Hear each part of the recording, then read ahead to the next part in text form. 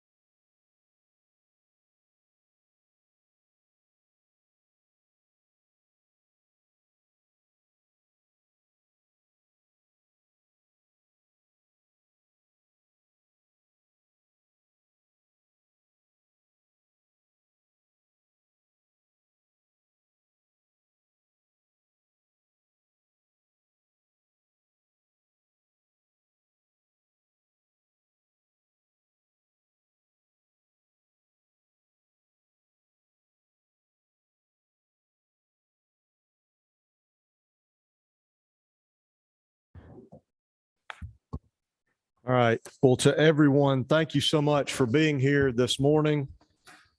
We will try to stay on task and on track this morning. Normally, there would be this really nice big screen up here that helps us all see each other, but unfortunately, we're without some technology this morning. So know that Representative Evans and to other Dr. Rayfield, we can see you, and I don't know what you can see of us, but Molly is here with us on the computer. So if you need anything, just put that in the chat box. But as always, we'd like to get started this morning. I'm going to call on Representative Irwin to open us in a word of prayer. Thank you, Mr. Chairman. Bow your heads, please. Dear Lord, thank you for the opportunity to come to you in prayer. Lord, thank you for the skills of these people and the desire to get together to help our children and continue to move this state forward. Lord, please touch us with your hand and your knowledge and your skills that you need us to make the best decisions we can for the education of our children and in this state as a whole. Thank you for the safe travels, Lord. We ask all this in Christ's name. Amen. Amen. Thanks, sir. So we're going to try to start with some introductions this morning. And for anybody who's not used to being in the appropriations room, there's a little button on your desk. And it looks like it would light up. And when you press it, you light up on my board down here. And then if you'll grab the microphone, not as much for the folks in the room, but just, again, those who are joining us via Zoom and those members who are online so that we can all introduce ourselves. But I really just kind of want to start with what is the purpose of a study committee and what exactly, before we talk about literacy, what exactly is it that we're here to do? We're here to ask questions, to attempt to answer those questions in the form of actionable items that then can be taken to the legislature for prospective action that we recommend and suggest. And that would come in the form of one of us sitting up front, introducing legislation or advocating to the education committee as a whole and to advocate to our peers, if you will, on the changes that we see. But here's what we're not here to do. And now you're getting personal opinion, okay? We're not here to talk about pie in the sky things that if time and money, and y'all are going to hear me say that over and over, if time and money were no object, what would we do? That's not realistic. So if somebody has $100 billion idea, I hope you have $100 billion to bring with it, right? So if I'm pushing back against something that anyone is saying around time or money, it's not personal. Doesn't mean that your idea is not right or on the right track. It just means that we know that time and money are our biggest adversaries in what we do. So I'd love for everybody just to introduce yourselves. As we say, we'll go around the room. And if you'll just tell us who you are, who you're with, and then we're going to, just so y'all know, we're going to talk next about what does literacy mean to you and why specifically are you here. So don't worry as much about getting into that during your introduction because we'll go there next. So again, we'll start up here and then we'll do everybody in the room and then we'll wrap up with those on Zoom. So Demetrius, if you will start us out there. Sure. Do I need to put, you got me? Can everybody hear me? Okay, I am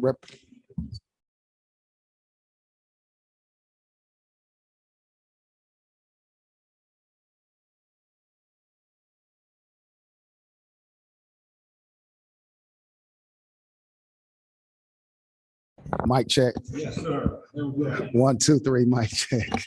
Okay.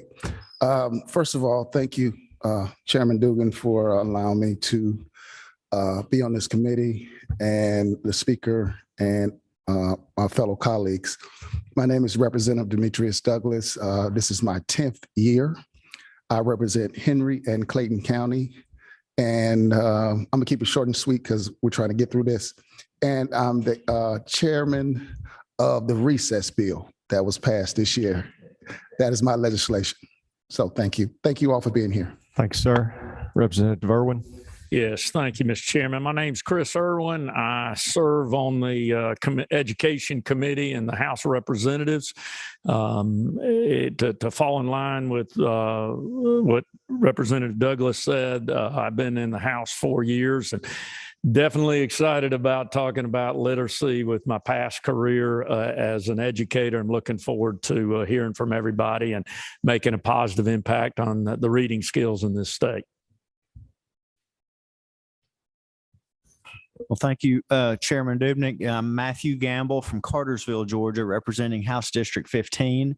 And I'm a passionate advocate for public education in our state, having spent time running the Georgia Association for Career and Technical Education several years ago. I know a lot of y'all through that, but I appreciate Amy Sharma and Science for Georgia helping to kind of orient us this way and bringing us to this point with the help of a lot of other advocates. And of course, Malcolm Mitchell came along at a very strategic time and helped to give us a push across the finish line. But I'm excited about what we're going to see come from this.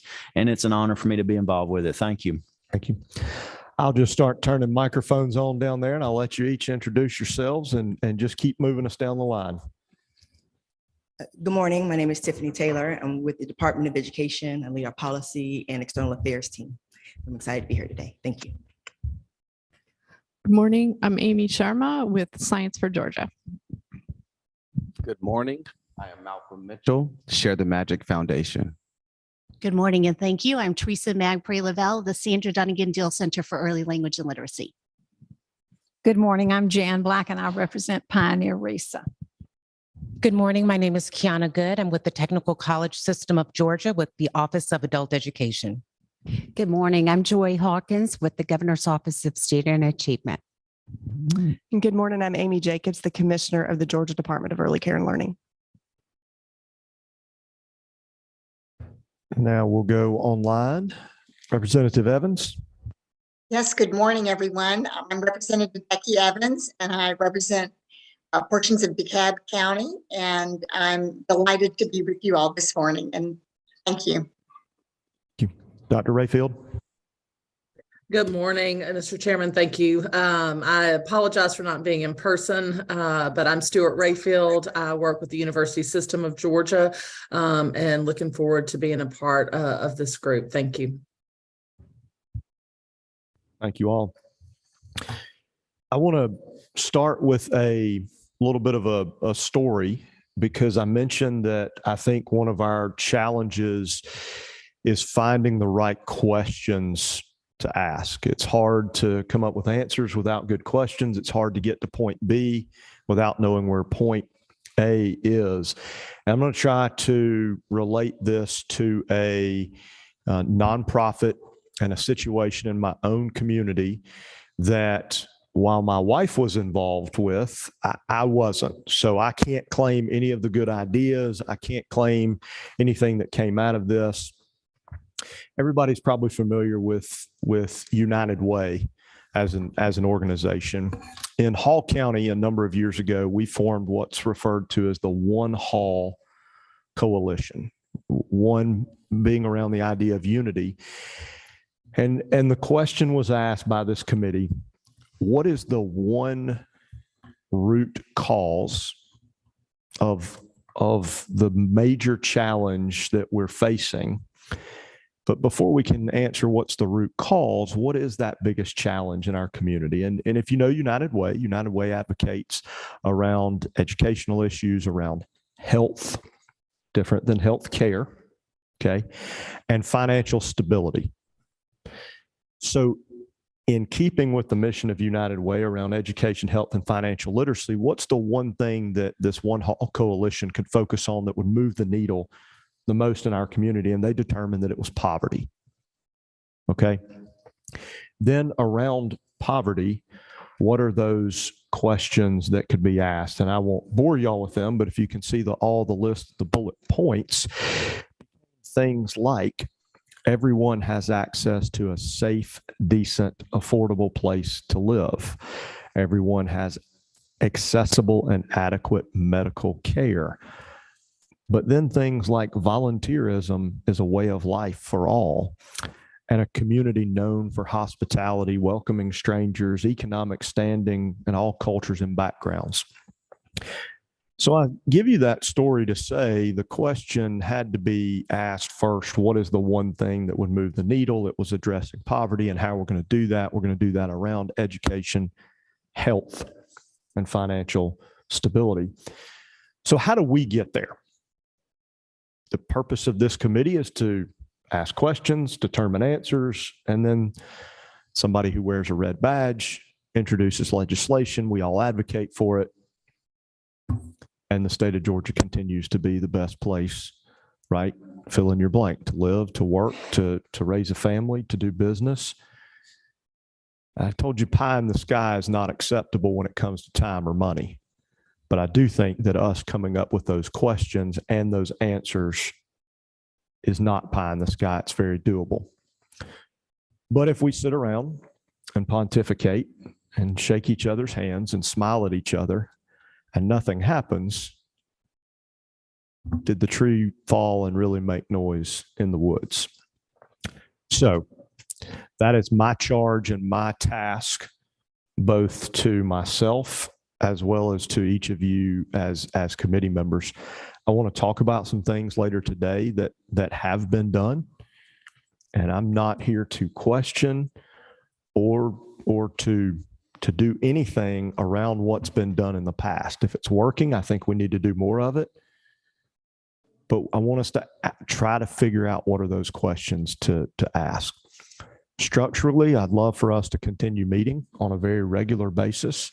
What does that mean? I don't know that yet, but I would hope in the next 2 weeks we have that figured out. That may mean some subcommittees. That may mean, excuse me, some of you who are sitting in the back of the room and some of you who are joining us online may be asked to pitch in and help out. Or is there research? Are there numbers? Is there data? I believe good data drives good decisions. So we'll get together, but this is going to be a working group that's really going to be focused on the end result where no one takes credit. But if we help to address, excuse me, sorry guys, if we help to address this issue that is literacy, we'll all take credit, and that'll be in the form of success. So if that all makes sense, if you're willing to stick around and be a part of this, don't go anywhere because the door's locked anyway. But I'd love to start by asking each of you to take, and I'm putting you all on the spot, I'll try to be better prepared in the future so that you're better prepared. But I'd love for each committee member to take 60 seconds and say, this is a House Study Committee on Literacy Instruction. Okay. You were asked to be a part of this and then appointed by the speaker. Why are you here? What does literacy mean to you? What does literacy instruction mean to you? And that could be personal on behalf of the organization you're a part of, but why are you here? And what does literacy mean to you? And I'll start. I'll make my introduction. So I'm Matt Dubnick. I'm in my 6th year in the House. Been very fortunate for the last 2 years to chair the House Education Committee. I live in Gainesville and represent the city of Gainesville and Oakwood and a few other parts of Hall County. I'm a small business owner. I'm a very proud dad to a 10-year-old and a 13-year-old. My best friend is my wife, who I've known since we were 18 years old. We don't remember life without one another. And I say that to say, to me, literacy means having an opportunity in life. And the more and more that I've learned through Katie's involvement with United Way, the more I've learned sitting in the chair up here, so to speak, has shown that we can talk about reading. We can talk about proficiency in reading. We can talk about doors that get opened and windows that get closed, right? Because of not just a child, but a person's ability to be proficient in what they do in life. And so for me, literacy means the word opportunity, and maybe even means more opportunity than not. And so many of you in this room have opened my eyes to that. And that's why I'm here, is to help, as we like to say, to move the needle and to be known for being an agent of change that produces something positive. So we'll go in the same order today, if y'all are good with that. So you did great with your microphones, by the way. Thank you for that. So Representative Douglas. Okay, thank you, Mr. Chair. What does literacy mean to me? When I was appointed to this committee, I was like, hey, literacy, what are we going to study?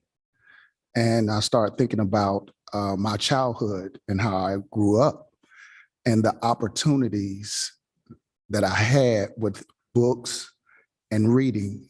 I saw my grandmother read the paper. I was raised by a grandmother, by the way. I saw my grandmother read the paper every morning. I'm like, why is she reading the paper every morning? And so she started giving me the funny section with the cartoons, and she had me read it to her. And so what literacy means to me is an opportunity to advance yourself in any situation. And I said, Grandma, why do you want me to read this? And she said, Demetrius, well, she didn't actually call me that. She had a nickname, but for the sake of time, I will not disclose that. I'll be called that for the rest of my time here. But she said, if you can read, you can do anything. And so when I got that, it sparked something down inside of me.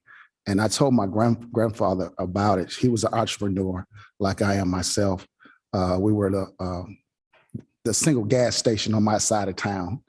And so I grew up riding my big wheel around the gas station, reading funny section. But I told him what happened with Grandma.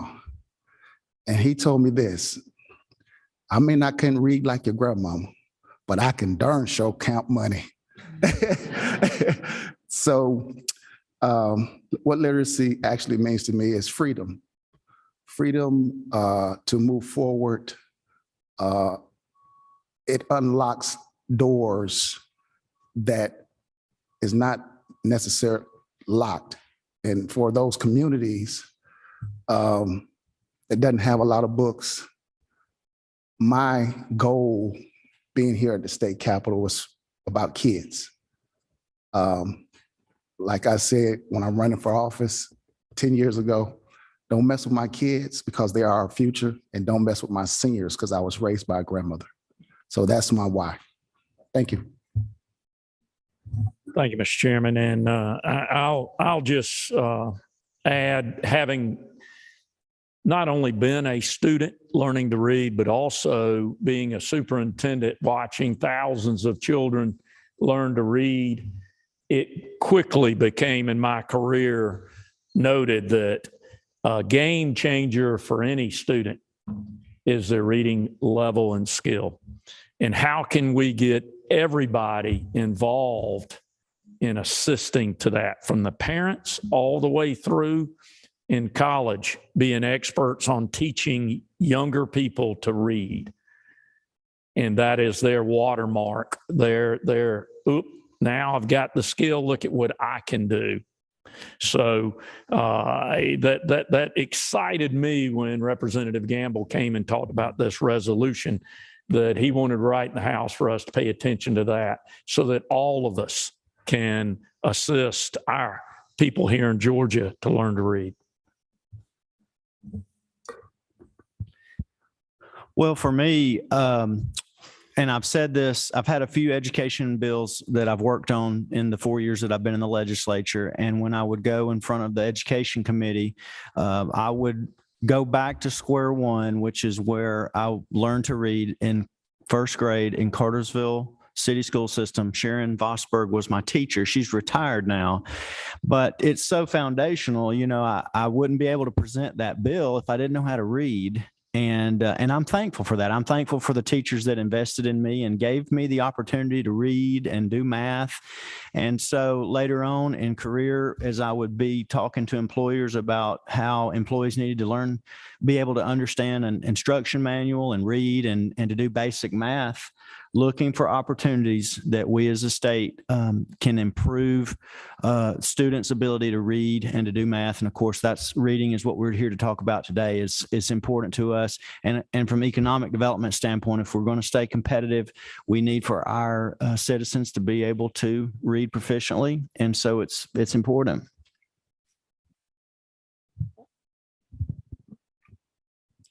Good morning again. So those of you who know me know I'm not much of one for lots of words, but I would say that literacy for me and for the department really is about what I would say reading fluently for understanding. I think if there were additional words I would use, I would say foundational, as it is sort of the foundation that is needed for further and deeper learning. Can you hear me now? Is that better? Sorry. And gateway would be the two words that I'd use for literacy and reading. It's important that all of our students are able to read both fluently and for comprehension in order to also grasp the other and additional subject matter and information that we want for them to be successful, not only in K-12, but in their lives and beyond. Good morning, everyone. So Science for Georgia jumped on this train because we always look at where the levers are. And like everyone else has been saying, if you can't read, you can't really do much else, right? That is your gateway to freedom. That is your gateway to success. That is your gateway to economic development. And why I'm here and why I'm so passionate about this is I am a mother of three, and my grandmother instilled in me, my grandma, yeah, see, they're all smart grandmas, is that you can lose everything, but you can't lose your education, right? And I am fortunate enough that it was never a question that I was going to learn to read, and it was never a question that I was going to do that stuff, but I would like to make sure that that same opportunity is available for everyone, and that everyone has something that they can hold on to that is their ticket and their gateway to success.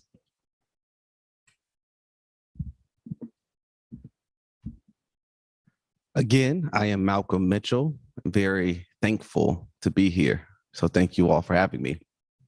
From my perspective, literacy means freedom. Freedom to create and take advantage of economic opportunities, freedom to have access to information from all walks of life, freedom to reshape your perspective so you can overcome cultural challenges presented in whatever environment you were born into. I am here because I have firsthand experience with the effects of low literacy. And while I was granted more time to mend those mistakes due to my athletic ability, I know millions of kids in our state will not have that time. In fact, friends and family members who suffer from illiteracy are facing those consequences today. I am under the overwhelming conviction that you can read your way into a better future. I agree 1,000% that being literate and reading proficiently incites the ideal of opportunity. Opportunity leads to hope, and to me, hope can save lives. That is why I'm here. Good morning, and I also like to make a note of appreciation for being able to serve on this committee as well. I'm Teresa Magpray-Lavelle, and I have dedicated my professional career over 20 years to the development of early language and literacy for children, not just in Georgia, most recently in Georgia, but in many different places from Japan, throughout the South, Kentucky, Tennessee, Washington, D.C. area. And I have done many roles in literacy as well. I have been a classroom teacher myself, elementary school teacher. I've been a literacy coach. I've now moved on to being a literacy educator and researcher. And I'm the executive director currently of the Deal Center for Early Language and Literacy. And what I have seen from all of these experiences and traveling to many different places is literacy changes lives. And that's a promise that we have to turn into practice and eventually policy. So what I am here today is just to be an advocate and voice for, yes, everything we've said for the individual reader, the individual person, but literacy is also a field of study. Literacy is a field of study that we can explore and continue to study and learn from so that we can put into practice what our individual children need on a daily basis in our classroom. So I'm also here because this is doable. I'm here because if we don't get this right, the consequences are detrimental. So I'm here for various reasons, and I'm here to represent the idea that literacy is a field of study so that we can put into practice what our individual children need on a daily basis in our classroom. So thank you. Again, I'm Jan Black from Pioneer Resa in Cleveland, Georgia. You can tell I'm the oldest person on this committee, and I've been an educator for almost 50 years. I have retired and I'm working 49%. Ha, ha, ha. And I can't stop. I don't know how to stop. That word is not in my vocabulary, to quit or to stop. I spent 31 of my 50 years, 31 years of my 50 years in a classroom, teaching reading to students in grades K through 3. So I think I know a little bit about teaching children how to read. I've had my ups and I've had my downs and I've made a lot of mistakes, but in these 50 years, I've learned a lot also. Now at this point in time, literacy to me is all about giving the students in Georgia a strong, strong foundation in reading and writing so that they can become productive citizens in this state. Literate students and literate adults, I'm not going to use the word opportunity. I agree with that, but I'm going to use the word options. When you can read and when you can write, you have a world of options. I'm here today because my RESA director submitted my name, and my response was, say what? Of all of the people in these RESAs, we have a lot of knowledgeable experts, but I was chosen.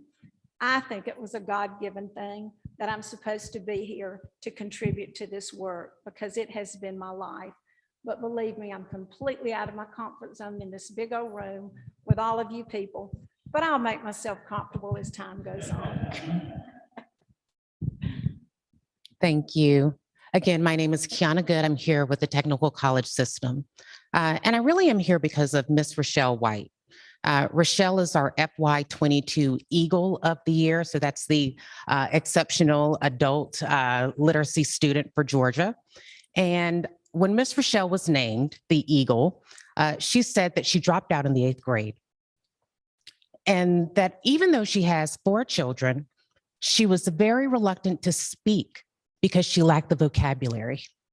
Because of our free adult education classes, she is well on her way to earning her GED. And she says, now you can't shut her up. That's the power of being literate, the ability to meaningfully participate, whether it's reading and writing a note to your child's teacher, whether it's participating in the workforce, whether it's your ability to read a prescription and to advocate for oneself. So that's why I'm here, and that's what literacy means to me. I'm Joy Hawkins again. Am I on? Yeah. From the Governor's Office of Student Achievement. And thank you so much for having requested that I be on this panel. This is amazing. I've devoted most of my life to policy, and in keeping with the governor's priorities, literacy is number one. And so at the Governor's Office of Student Achievement, we've worked on literacy issues for years, and we have a really good, rich program that we're seeing the benefit for K through third grade readers and teachers, especially teachers, empowering them to instruct young children about how to read. But literacy means to me economic development. It means lifelong learning that leads to a livable wage and to health. All of those things go along with a literate person. And so I love the work that Kiana's doing with adult ed and the adults in our world, because sometimes they're overlooked. We've got a lot of low literate adults who need our help. And so, you know, literacy, like poverty, is a cycle. And so I'm so happy that Amy Jacobs and the Children's Cabinet has taken on the 2-gen approach, because we can't tackle one end without the other. We'll never break that cycle. And so, Jan, I think I'm probably the oldest one here, but I'm committed to breaking that cycle. And so I look forward to any recommendations that come forward that are bite-sized and that we can actually move the needle. Well, good morning again. And again, I'm Amy Jacobs from the Department of Early Care and Learning. And so what literacy means to me is school readiness. And I'll tell you what I mean by that, because the Department of Early Care and Learning is probably best known for Georgia's pre-K program, but we're also Georgia's Birth to 5 early learning agency. And we want to ensure that all children have access to high quality early learning, no matter where they live, what their parents' income is, or their ability level. And the reason that is important is because over 90% of a child's brain is developed by the time that child is 5 years old. And so those literacy and language skills that they're learning in early learning programs all over the state are critical. And they need to be developmentally appropriate, responsive, with a responsive caregiver that's there every day, that's having a conversational turns and making sure language and vocabulary is in that room and present every day, so that these children are ready for kindergarten. That's our biggest role at DECAL, is to make sure we support teachers and early learning programs throughout the state so that these children are ready for kindergarten and have those language and literacy skills to succeed.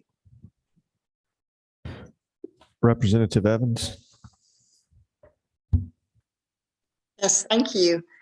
I agree with so many of you about reading or literacy, about opportunity, freedom, and options. But I think back to my life as a young child when I learned to read. I was a big reader. I was a little bit of a nerd maybe or whatever, but I just remember how much it fired my imagination and my creativity and opened up all these horizons, taught me about people that were different from me, or people that seemed different from me, but had a lot of the same emotions and stuff I did. And it helped create empathy for me. So I feel that was profoundly important to me growing up. And honestly, I remember I've been in the House 4 years. I came in with Representatives Irwin and Gamble. And I remember sitting on the Education Committee and being shocked at our statistics on reading in Georgia. That was early on. We had a presentation about that, and I was upset, and I just had no idea about the depth of this issue, and it's a national issue. So, and I have been learning along this past year with, science for Georgia has been a leader in helping some of us legislators, talk to many of you. We've talked to many of you throughout this past year, and I look forward to this committee work. So I've learned that we can address this problem. There is, if we can learn more about evidence-based practices, I think that's so important. And so I'm here because literacy to me is about, this is what we have to do. We have to do better for the people of Georgia to create all these opportunities. And we have to use the best resources possible to make sure we're teaching in the best way. And I know that's what we'll be working on together here. Thank you. Dr. Rayfield. Yes, thank you again. So I've listened to everybody, many of whom are experts in this and many who have a personal connection. And I've heard opportunity, advancement, freedom, foundational, promise. And so I think what it boils down for me is that literacy it's a non-negotiable. I think we've got to approach that looking at the science of literacy in that way, that it's a non-negotiable for all of Georgia, because it gives every Georgian a voice. It allows them to be able to communicate. And I think without the ability to communicate, it is very difficult for someone to be productive. So I think it's a non-negotiable, and I think it gives everyone a voice. Thank you all. So my job's to help take notes. So the next part's going to be a little bit hard for everyone who's sitting in the back of the room and those who are joining us online, because this is the portion where we just need to talk, right? We just need to interact. I hope that today is as much directional and foundational for us. I'm not expecting that we walk out of here with, here are our 3 questions, and if you go do this and you go get the money and you go build the ground game, that would, it's great if we get there, okay? But let's just have a dialogue and a conversation. So I want to put forth a number of items, and this is the healthy debate part. I'm writing in ink, not blood, so they can be changed. So I want to put forth a few ideas and see if we can kind of determine our own list, if we can agree on some of these things. Remember, they can all be changed, but I heard the words, and I'm no grammar expert, so y'all tell me how this needs to be phrased in the future, but I heard opportunity, I heard advancement, and I heard readiness. And those 3 words speak to me a good bit as to what literacy can do. But let's translate that. It was said, and forgive me, someone said it to me before we got here, that school readiness is as big a part, right, of what it is that we're talking about. And so you all have heard the statement, from, I'll probably even screw it up here, from 0 to 5, or maybe it's 8, we're learning to read, and then we're reading to learn. Chair Lady Dempsey at an event, whenever we were together week before last, made the comment, we should have as much focus on learning from 0 to 3 as we should have after 3. And so that early, so what I want you to hear there is I'm saying early focus on learning, and in this case, literacy, as well as readiness. So to me, it's almost like we're talking about how are we getting kids ready to sit down in that classroom, and these are my words, be a good citizen, be a good student. We didn't say be smart. But how does readiness and learning, in my community, we have a healthcare entity that believe that every new mother should go home from the hospital with a book. And someone asked a very profound question, but what are we doing to get books in their hands before their mothers?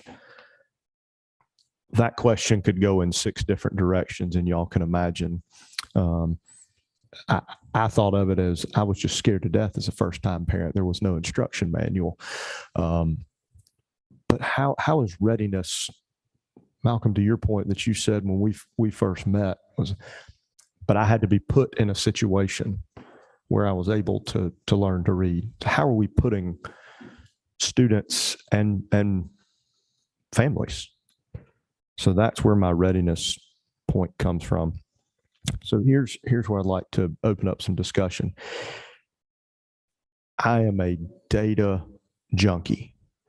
If it's a spreadsheet and it can be manipulated and numbers can be filtered and formulas are inserted, my life is in balance. Some of you in this room are smiling because you've interacted with me and you know that's how my brain works. Are there a couple of metrics that we could put out there that we could agree on as this committee that are, I don't know if it's acceptable or that are standards that we could at least look at? And I'll throw a couple out in no particular order. Reading on grade level by 3rd grade, 8th grade math proficiency, and high school graduation rate. I think those are the numbers in my world since we've been discussing this committee that all seem to somewhat be bound together and discussed together. So if we start with talking about data and collecting data and looking at numbers and, oh, there's a nice chart in here, and this is where you just have to raise your hand. I'll press your button. There's no, and can we agree on things like that? And remember, got to ask you to grab your microphone, hold it close to your mouth because there are people online that are trying to hear us. I think you need to add to that kindergarten readiness, to Amy's point down there. And then you want to say reading proficiently and not on grade level, because grade level means that they can read words, but it doesn't mean that they can interpret the words. So we need to, this is really annoying that they measure 2 different things, but we want to say proficient and skip grade level. And do we want to say reading proficiently By 3rd grade, or when they measure it now at the end of 3rd grade going into 4th grade. So that's where Nate measured it. So let's just stick with that one. And again, I'm not trying to get into technicalities, but we're talking about this. Do we want to say by the end of 3rd grade or entering 4th grade? What's the proper, does anybody have an opinion on that? Entering 4th grade? Entering 4th grade. Okay. Everybody, nobody's raising their hand or pressing a button. Go ahead. I would just add high school equivalencies earned. So there are 3 pathways in Georgia: the GED, everyone's familiar with that; the high set, which is a comparable HSC tested opportunity; and Career Plus, which is a non-tested opportunity. So how do we put that in the form of a data point that we can measure? So ideally, I'd like to look at the high school equivalencies earned over time, perhaps the past 10 years. Okay. I like the outcome. As metrics go, I think currently in the state of Georgia, and Amy, correct me if I'm wrong, 34% of 4th graders are reading proficiently. Yes. I think a good metric to track is the increase of that percentage over time. Could we get that number to 50% by 2030? Okay. I want to come back to the high school equivalency, but let's stick on the 3rd and 4th grade for a minute. Go ahead. I want to add something to that. If we're going to measure all this data and put it in a synopsis of a spreadsheet, shouldn't we also be looking at how they are reading? Since we are now in a technology age, even though they have books, but we should be focusing on technology, have them reading off the screen or from their laptop, because that's what they're going to get when they get in school. And I think that, along with the games on the laptops, help the creative learning and expression in their minds, to open up their minds. Because most kids like, if you want a kid to be quiet these days, I have a cousin who has 2 little kids, and he gives them this little game, and they watch this little game, and they're just totally quiet. But other than that, they're tearing up the house, they're running, they're making noise, what kids should be doing. But it should be in a form of technology, because that's the age we're in right now, and kids learn quicker. That's my. So one of the things I have to say real quick. So we have, one of the blessings to legislators is that we have legal counsel who advise us on things. And so that we're fair, we do have a code section that says it is the end of 3rd grade is the benchmark included regarding assessments.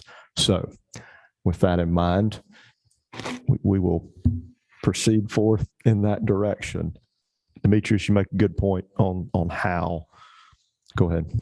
So I'd like to add into the conversation, maybe looking at going backwards a little bit. And yes, we need metrics. Perhaps thinking about what are the indicators along the pathway from birth to age 8, I'll just talk about because that's my area, right? So birth to age 8, and looking at the indicators starting at birth that will tell us whether or not a child is on the pathway or the trajectory to being either pre-K ready, kindergarten ready. What are they doing in 1st grade?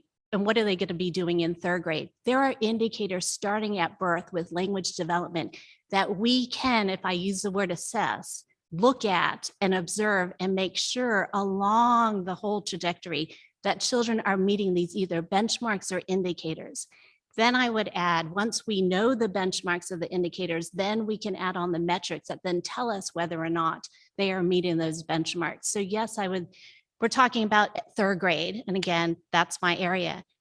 But if we only look at 3rd grade, we're missing the whole development, the continuum of development.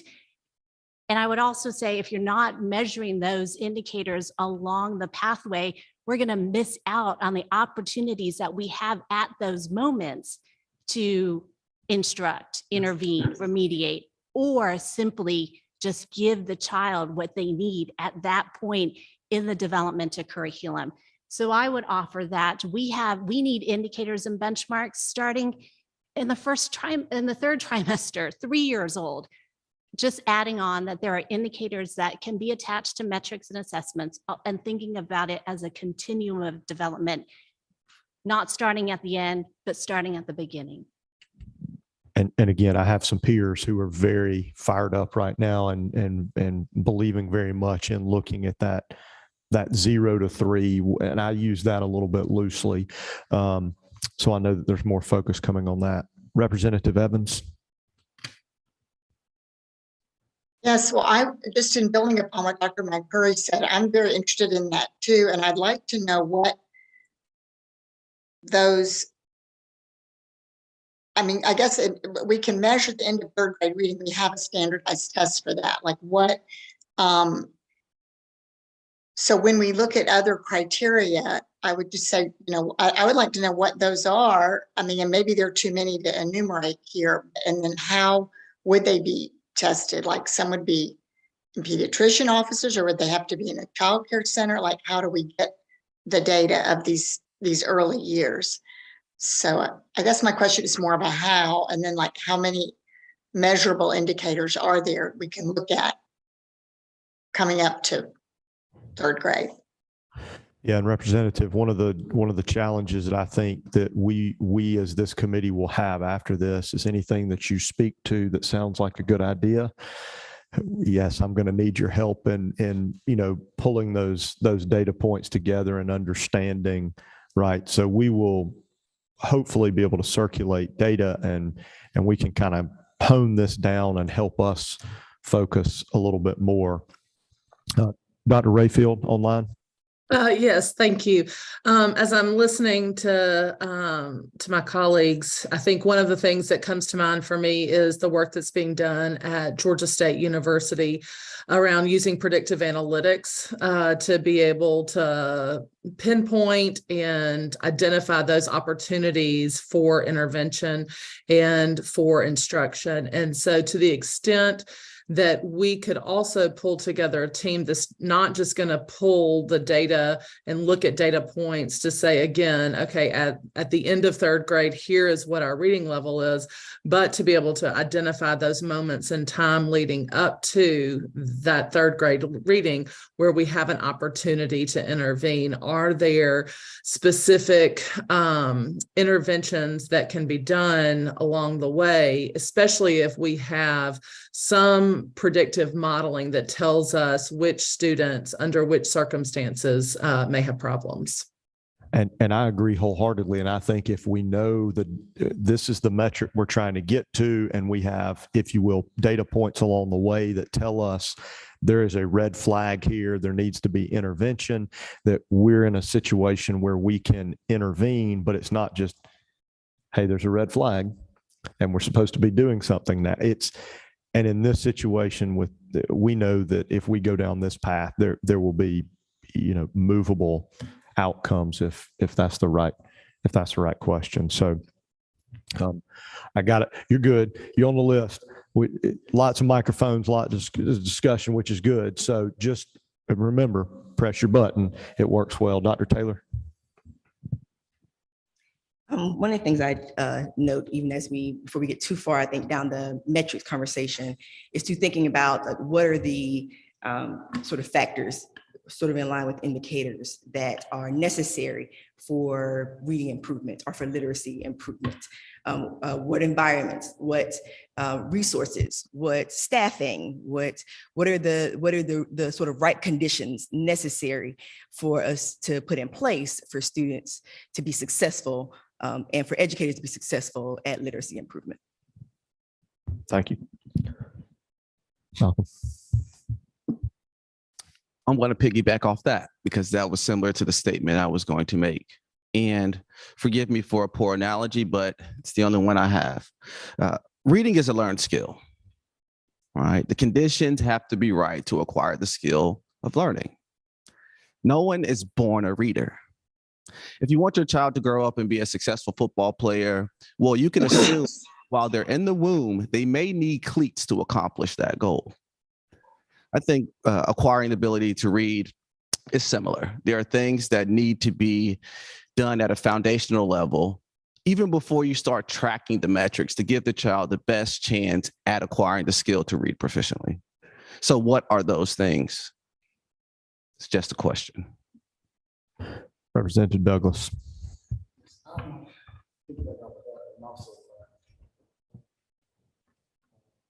I'm a big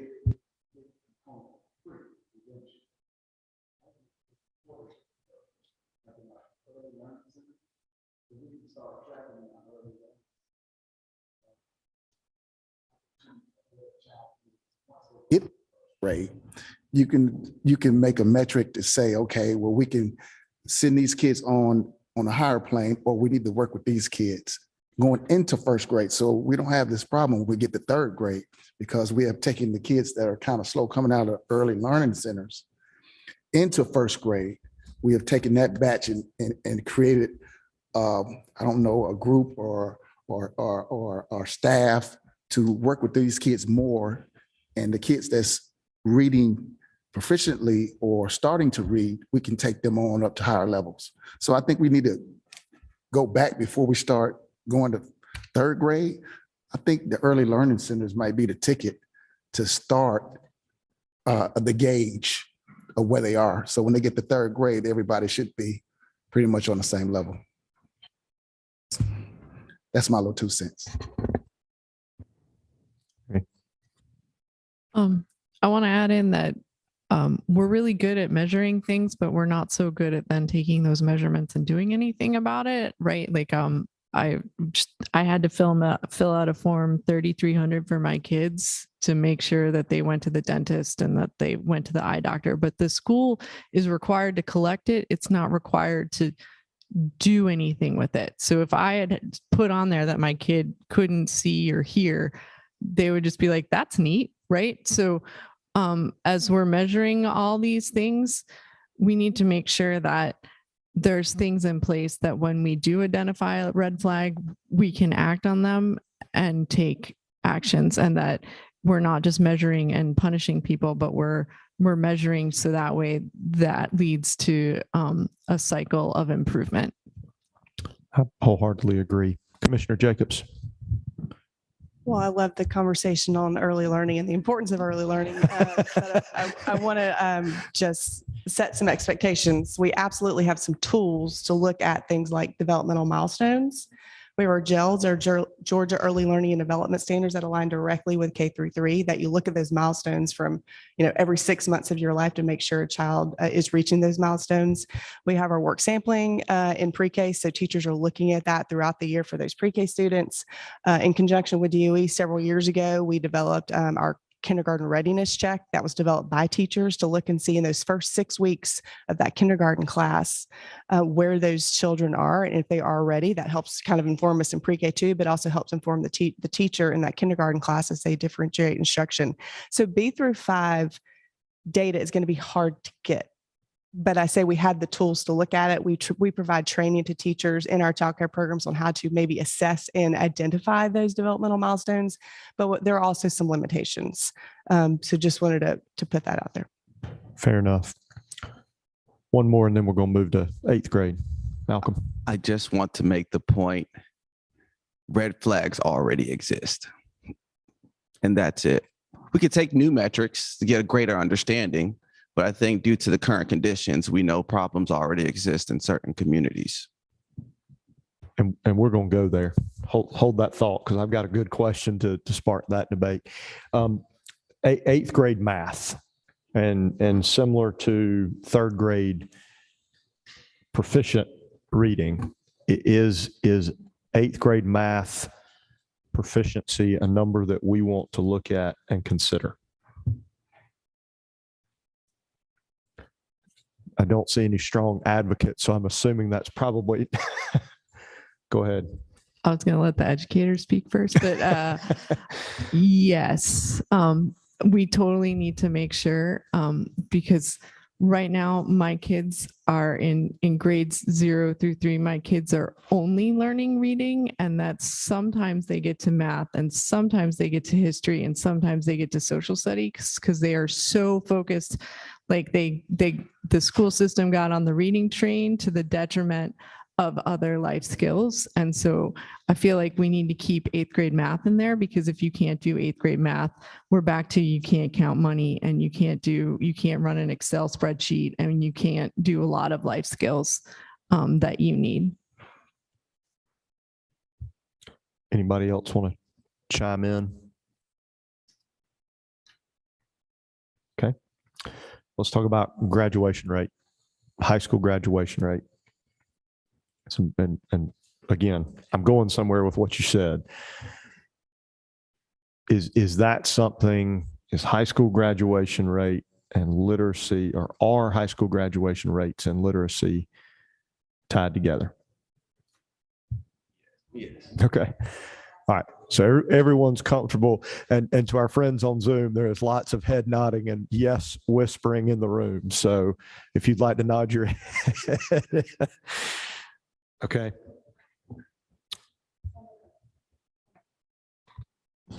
We're also using high school graduation rates as the proxy for low literate adults.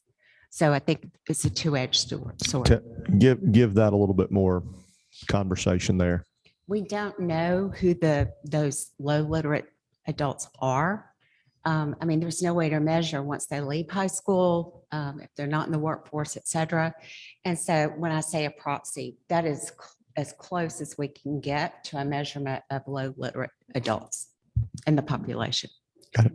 Yes, so we typically have anywhere from 30 to 50,000 adults who participate in our program a year. Of those adults, the vast majority of them come in with very low literacy skills, well below that of a sixth grade level. So is it fair to say, to your point about that graduation rate being a proxy rate for low literacy among adults, that those who are not high school graduates are typically, it's a comparable number to use to say, okay. Okay.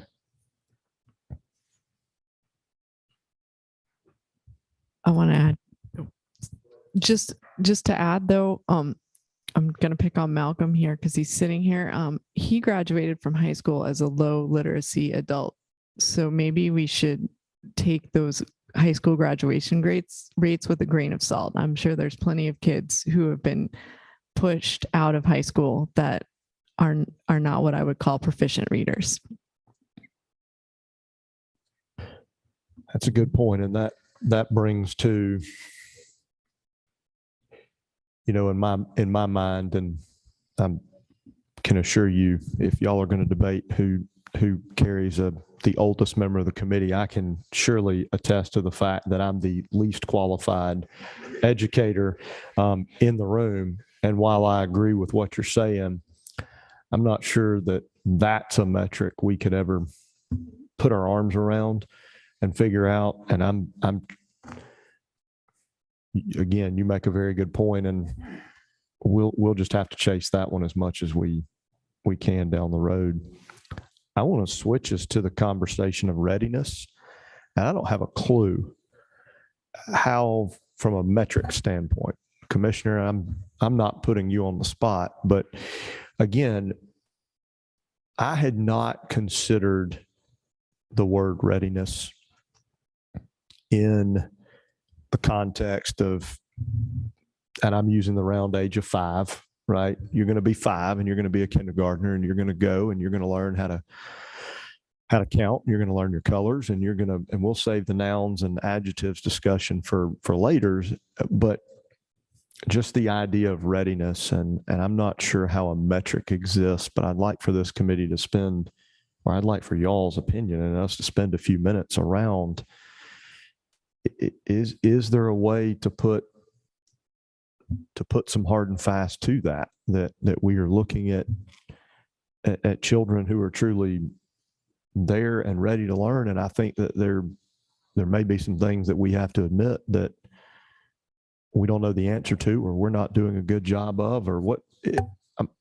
I'm afraid this discussion goes more to if you will, a societal question and readiness. So, Commissioner, if you want to start, Malcolm, you jump in there afterward. I'll do my best on that. And I think that kindergarten readiness looks different for every student. So let's not think that when you're looking at proficiently reading by 3rd grade, that's a check mark, right? Or that's above this percentage on your test. But when you're talking about kindergarten readiness, everyone develops at different times. So there's a range of what we mean to be ready for kindergarten. Think about your own personal experience. I could write my name in kindergarten, but Joy couldn't, but she's still ready for kindergarten. She's just at a different spot in her development, and that's okay. So I have to go back to what Malcolm said about the red flags. I think we know what the risk factors are. We know what populations are struggling to be ready for kindergarten, and that's demographics, that's income, that's dual language learners, that's ability levels. When we talk about maybe developmental disabilities and things like that. So I think we're talking about early access to early intervention, food security, housing security. So when you talk about literacy, is more than just learning to read and being ready for kindergarten. It's about looking at all those early strategies we need to put in place to address those populations that we know end up in kindergarten not ready, because we don't have the data to show us exactly, and readiness looks different for every child.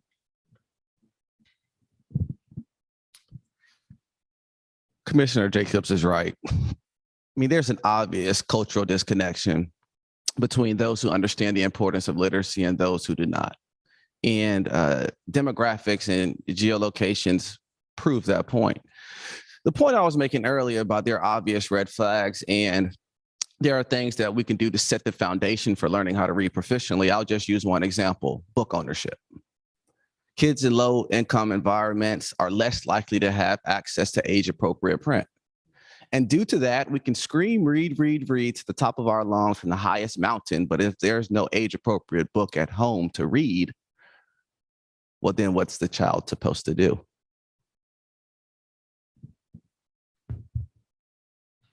Go ahead, please. So I'd like to just add to the conversation again, looking at this from the science of reading perspective, or how the reading brain actually becomes a reading brain. So there is a typical developmental trajectory or continuum on how the reading brain becomes a reading brain. So if we know the typical development, then we also need to know atypical development. But you don't know that the development is atypical unless you know the typical development. And yes, there are differences in how a child is going to go through the development process in terms of timing and stages, but the process in and of itself is the same. So to me, this goes to knowledge of that process and aligning and making consistent the knowledge of the process, the steps in the process, the skills that a child needs to develop in order to become a reader. So looking at it from a typical development process allows us to see the atypical, but that's a knowledge piece. That's what people need to know about the development of reading. People need to know about the science of reading so that we can take the knowledge part and turn that into training for all of the people who are going to be involved in interacting with our children from birth to age 8 again. So aligning that knowledge piece, understanding of the developmental continuum, I think is important consistently across the trajectory, but then having an understanding, as Amy said, that the child is going to go through that developmental continuum at their own rate and their own pace. But you can't not know the typical development and then know when to recognize the red flags if you don't know that there is a typical developmental process. But again, the way a child goes through that will be individual, but there is a consistency in the way a reading brain becomes a reading brain. Thank you. Joy. I totally agree, Teresa. And Malcolm, to your point, I'm not sure. I mean, books are, if you have a book at home, that's great. But if you don't have an adult to read to the child, that's a problem. And so that goes back to what I said about low literacy it's a cycle. And so as a state, we're putting a lot of emphasis on 2 generational approaches. And I think that's real important. The other point I want to make about just literacy generally is it's not just academic. There are so many societal things that go into whether a child is literate or not. A lot of it has to do with the foundational development of the brain and whether there are interruptions like stress and trauma. I mean, we just came from a meeting of the Children's Cabinet where we learned more and more about, those interruptions really interrupt life learning. And so, I think as we talk about this, and this is a bigger issue, but I don't think we can not talk about it, is that a lot of what we are facing with our children at the end of 3rd grade, not reading proficiently, is that they started out slowly. They were met with trauma. They were met with poverty. They had parents who couldn't read. They were in food deserts, and nutrition was a problem. I mean, there's so many housing, et cetera, et cetera. And so I think the other thing I wanted to say is school attendance may be another measurement, because when a child is in impoverished circumstance, many times they're leaving the school about every month or 2. They're evicted or they whatever. And so having the stability of housing is real important to attendance, and attendance, as we know, is important for reading. What is the committee's thought on school attendance and to the point that she's making? Is there? Okay. Again, to our friends on Zoom, lots of head nodding and thumbs up and smiling here. So Representative Irwin. Thank you, Mr. Chairman. Joy, I want to chime in right behind you and piggyback. I'd written generation on here too. We understand it, but we don't do a real good job of addressing it. it can be all the way tied to graduation rate, generational, not just reading, but, I'll use the statement I heard, look, I did fine and I dropped out, or I did fine and I can't read. But that doesn't mean we can't help that generation, that the child of that person, by educating that parent. I began by telling you when I said from parent all the way through to the adult, that's where it begins. I also wrote here on mine, early is better. So earlier we get to those parents when they're having them, and not letting that or breaking that generational thought, the better off we are. And that, Joy, you just stimulated that in my mind is something we need to spend more time on, I think, talking about. Representative Gamble. One thing that I feel passionately about too, and I don't know that we brought it up yet, is the teacher preparation programs, our colleges of education, and how we're training teachers to teach reading and to look for those red flags that they can identify in their work with students. And I think about my own 6-year-old who's in kindergarten right now. I think it was his teacher last year that said, you need to get his eyes checked. And we realized they needed glasses. But it was a challenge for him to be able to, learn because he was dealing with that. We got him glasses; he can see fine now. But things like that are also important as our conversation continues. I'll ask Malcolm to make one more comment, then I'm going to ask a very difficult question.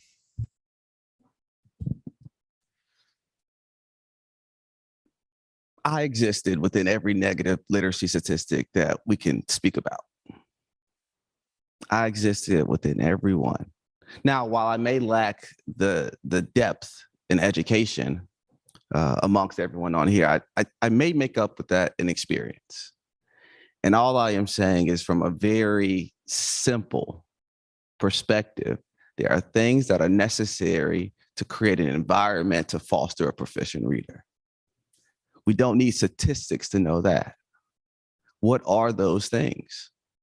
And how do we address that, not just in children, but in adults as well? And what do you think some of those things are? I'll go back to book ownership. I think for me, the biggest difference was understanding how this was culturally relevant to me accomplishing my goals. Now, that's pie in the sky. And I don't want to get into the psychology of it because that'll take us too far. But there are tangible things that could be presented at a very early or late stage in life to foster growth and turn non-readers into proficient readers. I sit here as an example of that. So here's our transition. We've talked about data. And so now's the time where we all need to take our name tags off. Forget who you're here to represent, who sent you here, who chose you to be here. I don't think anybody came here with an ego, but we've got to hold hands on this one. And I say we as all Georgians. So who should own literacy? And the answer, I know, somebody just thought, well, everyone, we're all a part and we all have a role. And I'm not disagreeing. But if I've learned a challenge in my life is when no one is responsible, no one is responsible, right? Or as I learned as a salesman, when no one is earning commission, no one is earning a paycheck. So we've got to turn to action. And we're going to talk about what's been done before because it may come as a surprise to some, but we're not the first group to ever look at literacy. We're not even the first group under this gold dome to look at literacy. I'm sure there's a good Senate joke in there somewhere, but we'll leave it out. But I mean, who can own it? Who can be the central? And the answer we may come to is no one. It may truly be a collaborative effort, and I get that. But Who can own literacy? Who should own? If these are some of our metrics, right? And then who's, so I open that very Pandora's box style question for you to offer opinions. Joy? Lots of ideas about that, but in my experience, and Jan, I'm looking at you because I know you've experienced this too, communities should own literacy. And it's not a top down, it's an organically grown from the bottom up. And I use Dalton in that area, Whitfield County, as an example all the time.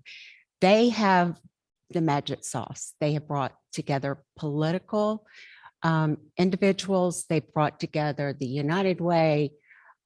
It's not a school problem, it's a community problem.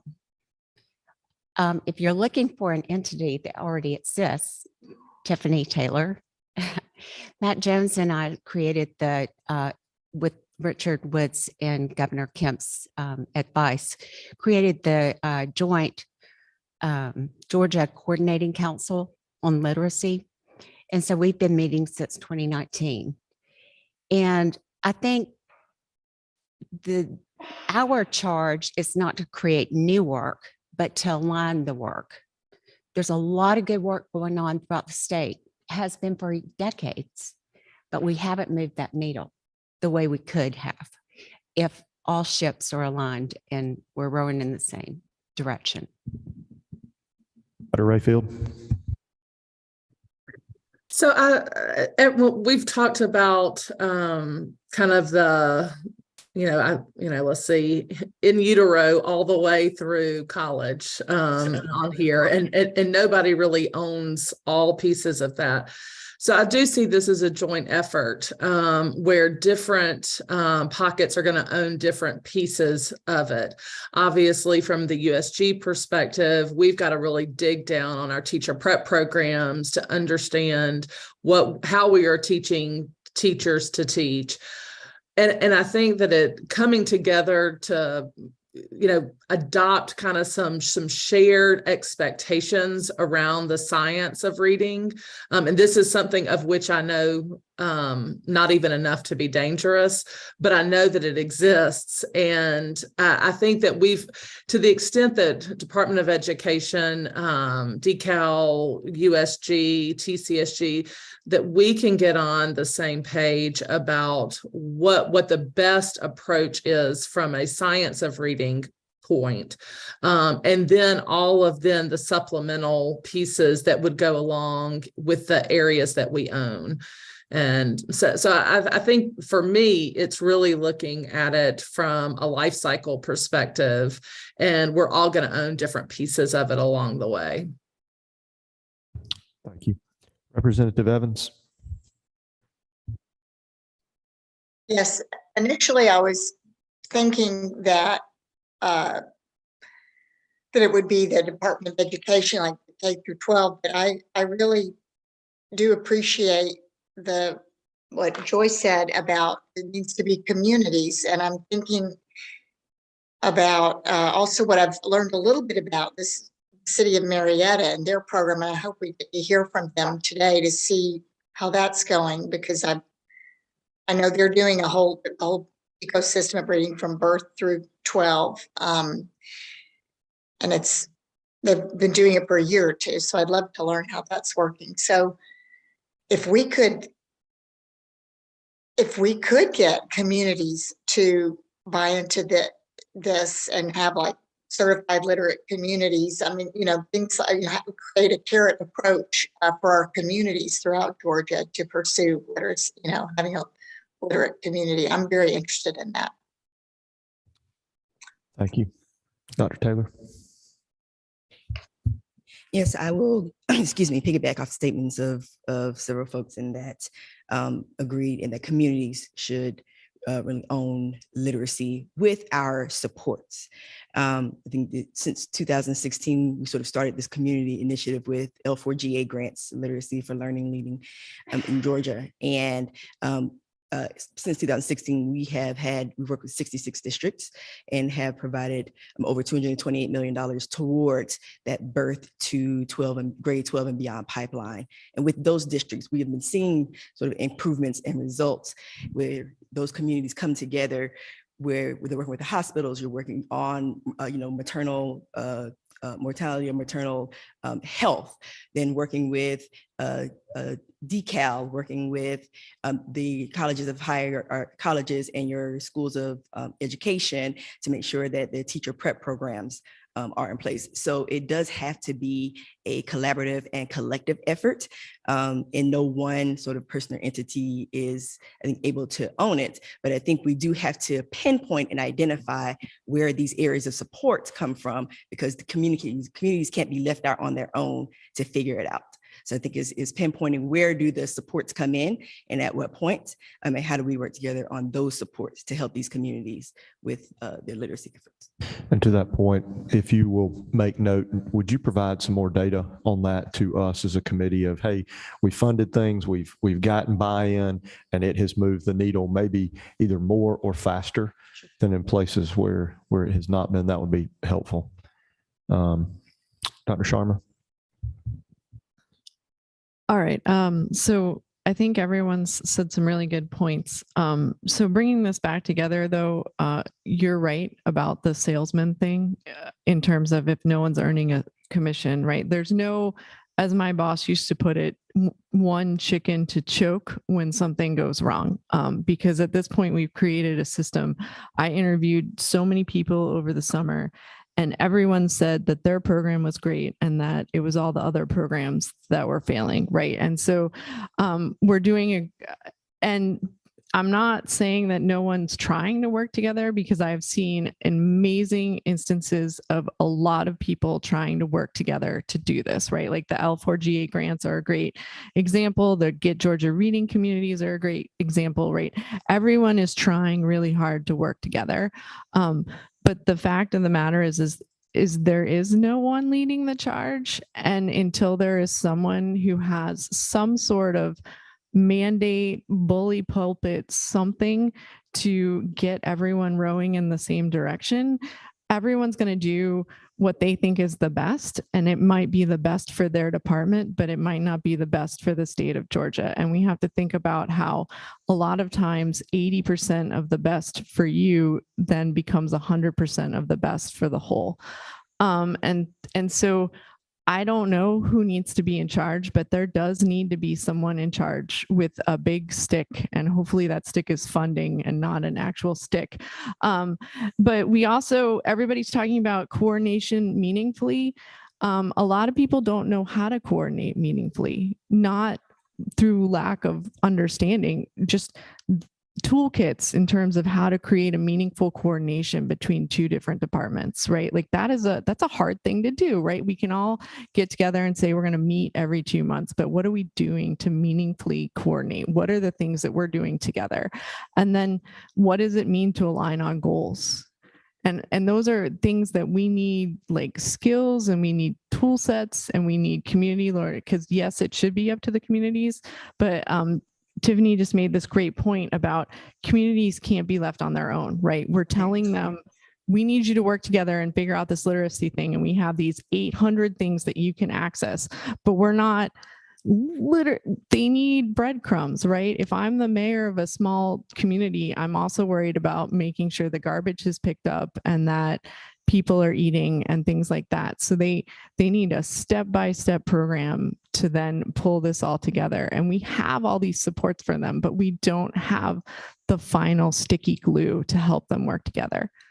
If we go back to that initial story that I told you about the One Hall Committee, the statement was made in our community, we are resource rich and collaboration poor. There's a number of you sitting in this room, and some who I know for a fact are watching, who have made that point, which is why I asked the question. You know, there are dozens, if not hundreds, of organizations, well-intended, well-meaning, in some cases even well-funded, right? But we are resource rich and collaboration poor. And someone this weekend when we were talking about this committee, made a point, and I had not thought about this. Because of that, there is a potential that the sum of the parts could be greater than the whole. In other words, we've got 100 people trying to put in 2%, so to speak, of the big pie, and they're only able to move that needle 2%. But if we took all and collected them all together and were somehow able to wrangle them and herd them like cats, and everyone held hands and sang Kumbaya, that the sum of 100 giving 2 is greater than, right? Is that pie in the sky though? And I think if anyone here had the answer of how I'm going to stop short of using this 5-letter word that starts with F, but if we forced, right, anyone to do anything, that's not a very popular word around this building. I know you want to say something too, but before we kind of move on, can anyone speak to efforts in the past that from a collaboration standpoint where we found success? Someone said this worked. I'm going to use Dalton and Whitfield again as an example. They started a long time ago, mostly because of the high Hispanic population in ELA. However, the involvement is now with Shaw and Mohawk and all of the industries up there, because it all boils down to economic development. And I would imagine One Hall probably started with the same premise, that if we're going to attract businesses to our area and keep them, we need a workforce. And it all starts with literacy. And so to that end, I think that as more and more communities understand the equation of you have to have a literate workforce, you have to have that foundational effort in order to have a strong economy. And I'm going to use a very good example, recent. Bullitt County started something very recently, and Senator Hickman has gone around the state this summer talking to 5 of the 16 RESAs about our state of literacy in Georgia. It's eye-opening to the delegations that he's brought together to say, this is in our community. And so what has happened is that it really just kind of boosted what Bullock was already doing in the school. And he's now getting the superintendent and others to recognize that it takes the entire community. It's not just a school issue. And I agree wholeheartedly. And I think to Dr. Taylor's point about, this being a community style initiative across all communities. And I would even use in this case, and what we're talking about, I'm not sure that communities only applies to a geographic community. I think it could be communities of interest. I think that means that there are churches, there are nonprofits, there are local governments, there are local advocates, right, who all, and I come from a community where we're growing. Economic development is occurring. We have at last count over 900 501c3s in our community. We come from a very giving community and a very involved community. But if you go, please, Lord, hear me, I'm not picking a county. I'm using a metaphor here before I get roasted. But if you go to a neighboring county that doesn't have that, or is a transient community, or I live in that neighboring community because there are no jobs and there is no economic development, and so I simply live there because the house is cheaper. Could be well, how then do we go to communities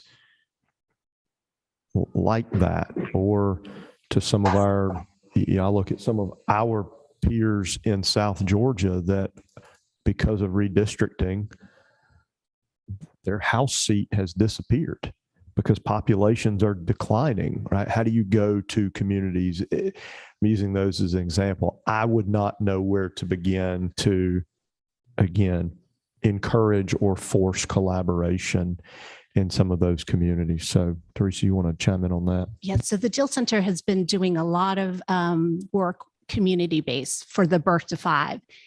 And what we have done is directly working in these communities, because the work needs to get done in the communities. But to Tiffany's point, they need the support above them, right? But what we have done directly into communities, serving as their backbone agency, is using the collective impact framework, where multiple agencies within the communities dedicated to one vision of propelling all of their children to read proficiently by 3rd grade, they're all working together, starting at birth, including the school district libraries, where they have to actually apply for the grant to the Jill Center using the collective impact guidelines, as well as applying for the grant with multiple partners, and showing that they're all dedicated to this one goal, one vision. But there are also important tenets that allow for effective collaboration to take place among these organizations through collective impact. They also have to come up with shared measurement, right? Metrics are important, but what you've seen in communities, there are every organization can have its own metric. So one of the tenets of collective impact is for them to find those shared measurement metrics as well. So there are tools, to Amy's point, through collective impact that bring these agencies together, working towards one vision. And we have seen impact in our communities using this framework to work with parents and all communities involved in the birth to 5 around 5 basic principles that every adult should be doing, interacting with children birth to age 5. So I would offer, looking at the collective impact framework, not only at the community level, but when you're asking, who should be in charge, I think the collective impact framework at our level is also important. And I will just offer as closing here that when the federal government looked at this issue years ago, they viewed it as a public health issue. And they brought in a lot of the tenets that go around, that public health uses to tackle a societal issue. And that's something I think that can be offered here to look at as we're thinking about the societal issue of raising literacy rates as well. Thank you. So our next 3, so that you can be prepared, Representative Douglas, Malcolm, Dr. Good.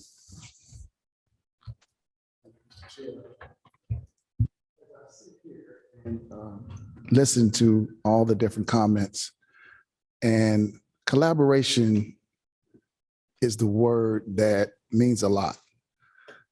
But from my standpoint, and I don't want to step on anybody's toes, this is an open forum, right? But in my community, I can only speak for my community. In Black and brown communities, we're the last one to get all of the resources.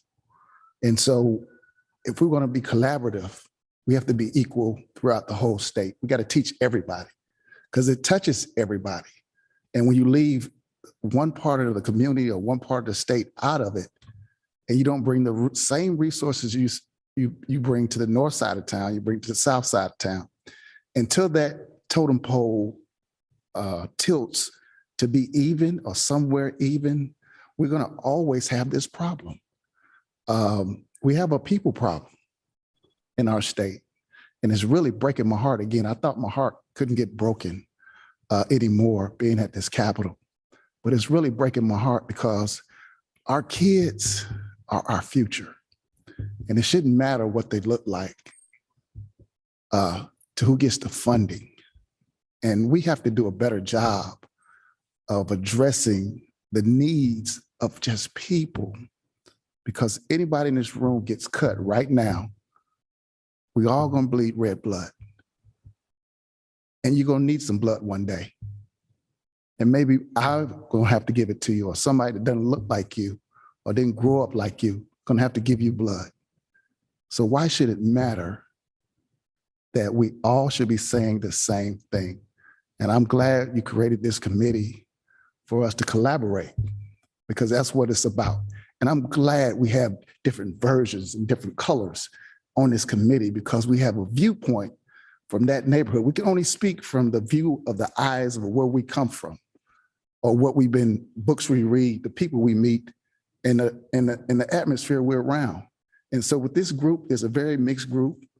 We have different nationalities, so we're going to get different ideas. But like you said before, I don't want my heart to keep getting broke serving down here, because we have issues in our state that affect everybody. But if we keep giving the resources to one side, we're always going to have a problem. And we're going to have to fix it. And it always starts at the top. It starts at the top and it rolls down. When I go eat with my family and I go to a restaurant, if we get terrible service, I tell my wife, don't bother calling for the management, because the management is going to be the same way that the wait staff is. And when we call the manager over, the same identity, it rolls downhill. If you have a pleasant manager, your staff is going to be pleasant.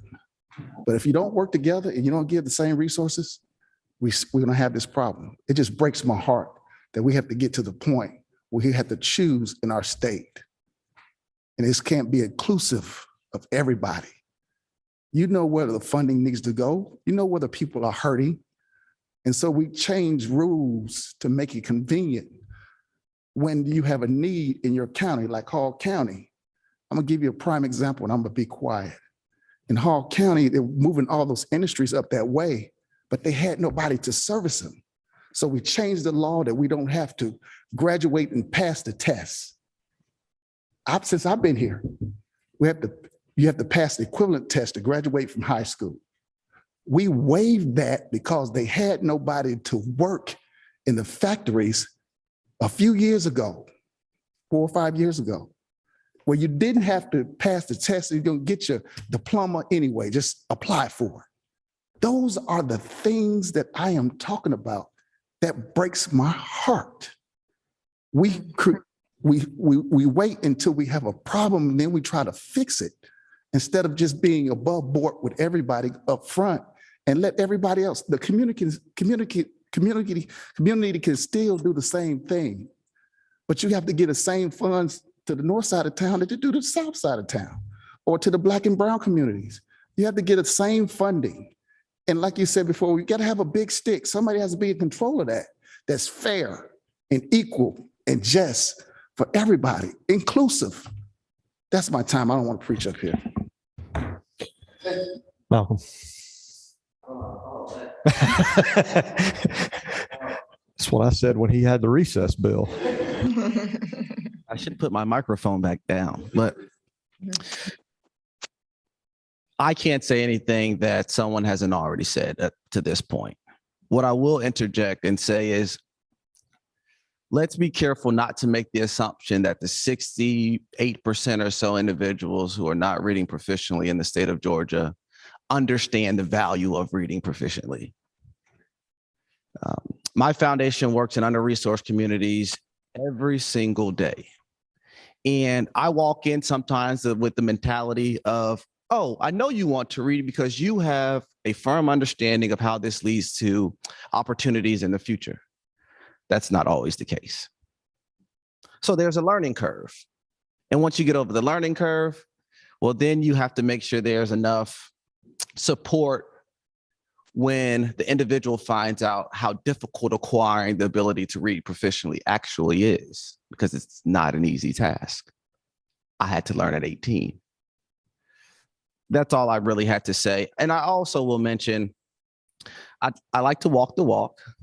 So I think my greatest value, I may be the youngest person in the room, but my greatest value is through my relationship with athletics, I've gained some social equity. So if our approach is community, I think in relation to the communities who may need our support most, I may be able to help with connectivity, inspiration, motivation, and getting them to learn the value of this skill and how it can enhance their life. So I'm not sure what direction we'll go in from here, but I'm with it. Very good. I just wanted to provide an example of collective impact similar to what Teresa was sharing. Well over 30 years ago, then Governor Zell Miller and First Lady Shirley Miller created the Certified Literate Community Program, CLCPs. Here we are 30 years later, and we still have active CLCPs across the state. Just the other month, Make and Bib Literacy Alliance, which is a community collaborative of the mayor's office, the school district, early care and learning, the technical college system, inclusive of adult education, they all met because they have a collective commitment to ensuring that in Macon, the city of Macon, they are going to have significant strides in literacy. We don't provide funding to CLCPs. What we provide is direction, guidance, and ability to network and specific grant opportunities. Well, where do those grant opportunities come from? They come from my colleagues sitting right next to me. So we have a community effort grant so that we can provide parents with what they need, inclusive of books, to read to their children. And we also can sign parents who struggle with reading up for free adult education classes. That grant is made possible through the Department of Early Care and Learning. We have L4GA grants, again, to do something very similar for the community. So as we think about what's possible, I do want us to also look at what's working really well and perhaps to unpack why it's working, why we've had that level of sustainability without additional funds provided.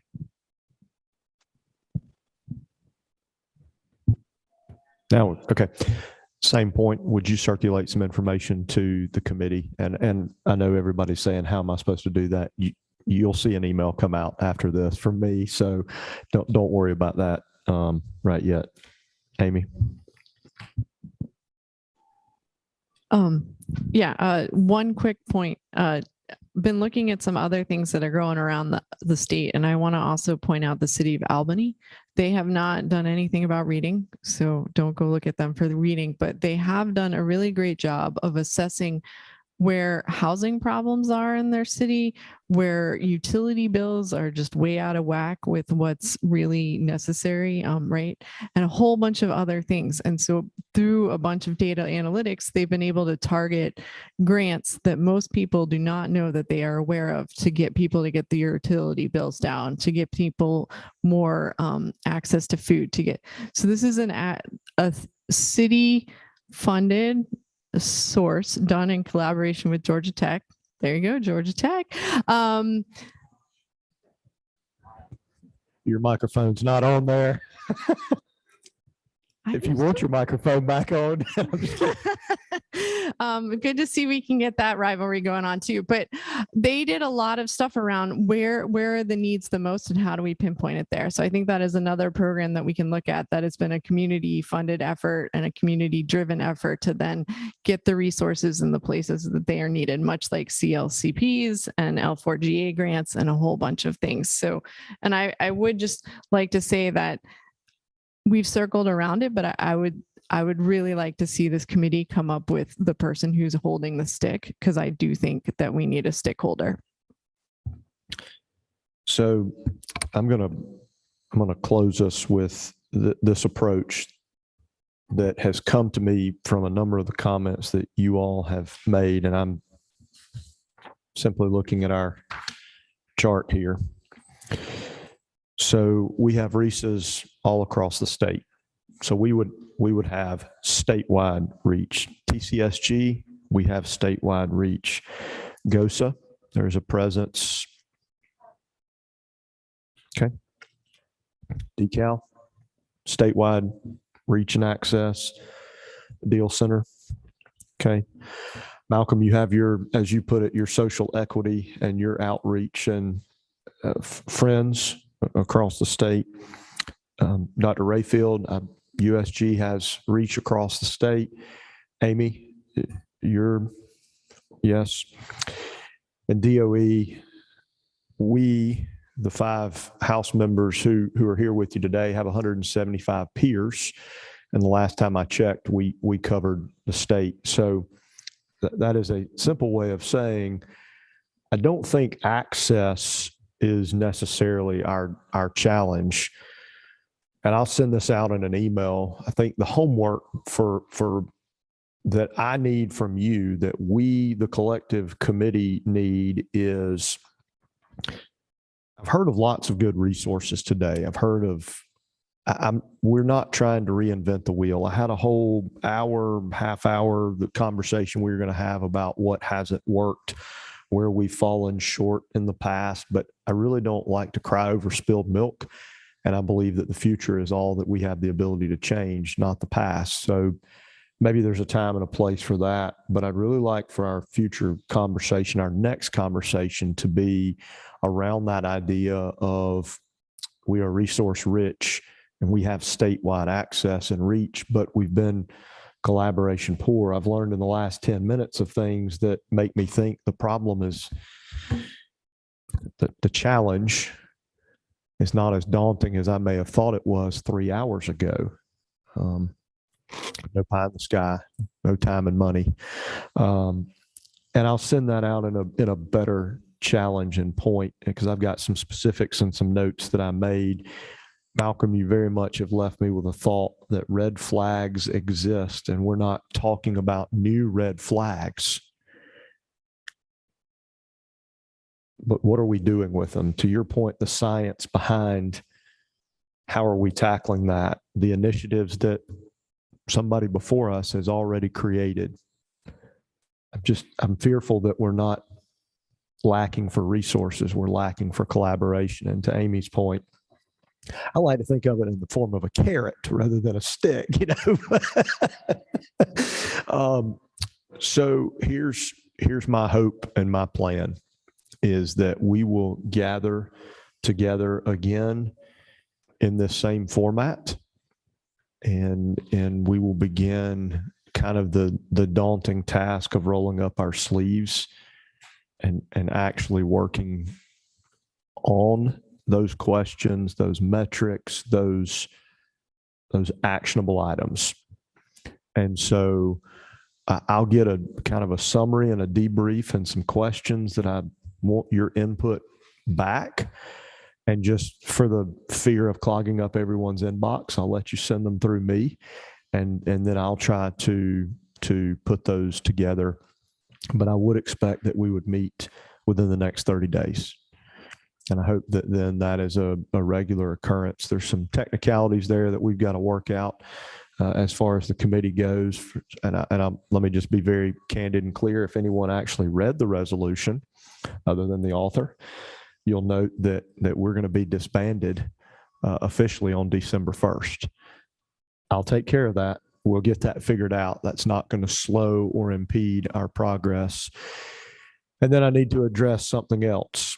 A number of you who are not on this little sheet and who are not on the committee, many of you in this room and some who are on Zoom, many of you have asked to come and be before the committee and speak. And I have asked you all to hold your breath until we got through today.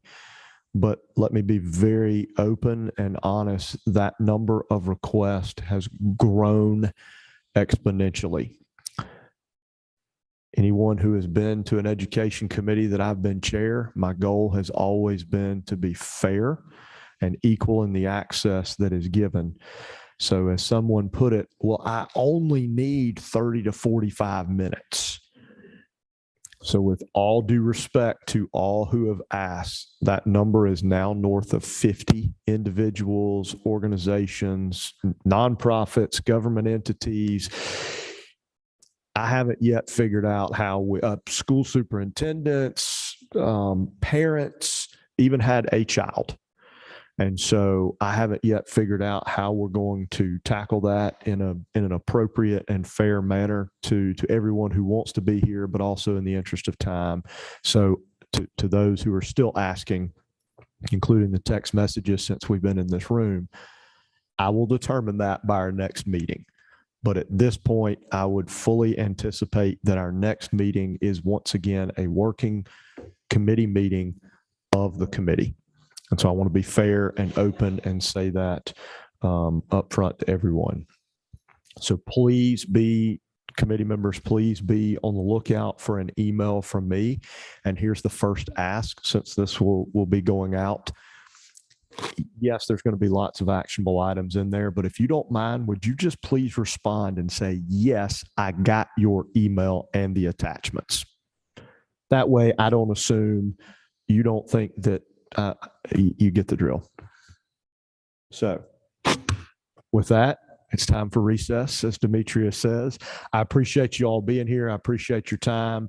The hard work is getting ready to get started, but I appreciate y'all being on board and on the team.